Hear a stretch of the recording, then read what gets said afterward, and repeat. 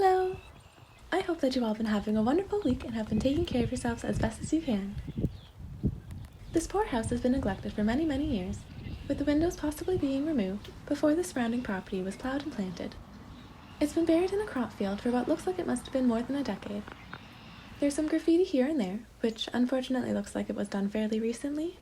But besides those childish scribbles, the majority of the house seems like it's been left alone for the most part, so it was really interesting to see how the decay progressed, as well as how everything was falling apart while still holding itself together.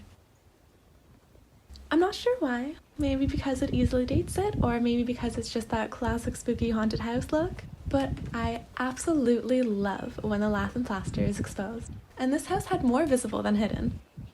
It's always interesting seeing the bones of a structure and hints of how it may have been built. I even spied a few flathead nails, which I think were used here up until around the early 1900s. It looks small as you're approaching, which is emphasized by how hidden it is, but it's actually a fairly large house with a collapsing addition as well as the tin roof on the ground, signifying that there may have been another addition on the very back, which would usually be utilized as a shed or a workshop or even just a mudroom. But I don't know, I had to use my imagination quite a lot in this house.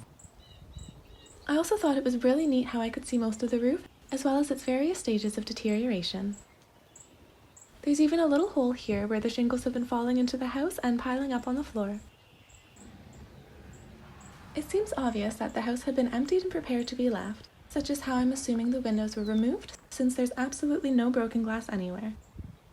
And although I'm thankful it's still standing and that I could explore it, I still find it surprising that the owners didn't initially decide to demolish the house and reclaim the land that it sits on for their corn and crops.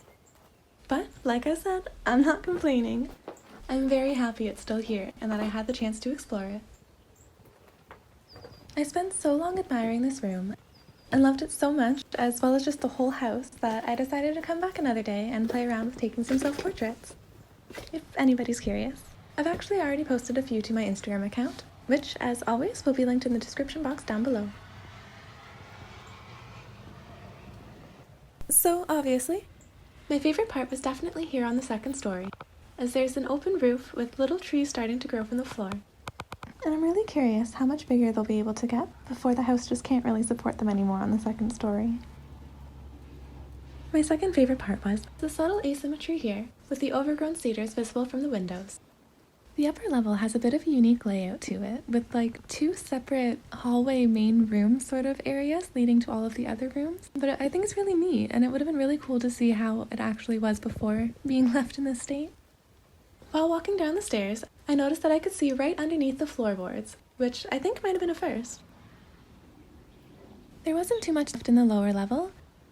There's the main entrance kind of room, as well as two separate smaller rooms, and then the larger living room sort of area, which is attached to what I'm assuming is the kitchen, but I'll get to that in a second.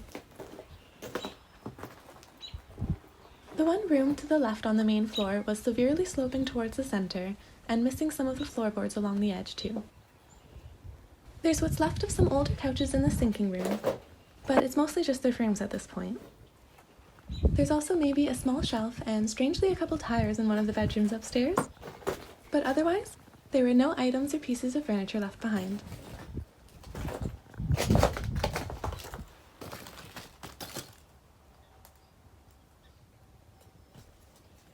So, in what looks like it may have been the kitchen area, there's a slanting wall, which has somehow managed not to collapse yet. But the floor was missing right before the threshold, and the entire room looked very mossy and soggy and soft. Plus everything was sloping, with some shelving slipping into the floor, and other small holes forming. So I wasn't sure if it was exactly safe to enter, and definitely didn't want to risk falling into the basement, especially since I'm always alone while exploring. So I planned to approach it from the exterior.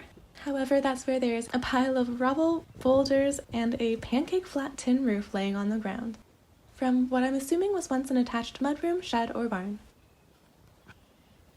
This cute house was once covered in bricks, which have now crumbled away entirely on all sides but one, the one being sheltered by a large pine tree and the overgrown cedar bushes. The brick was also painted white, which provides us with the outline of where a veranda and/or balcony once was.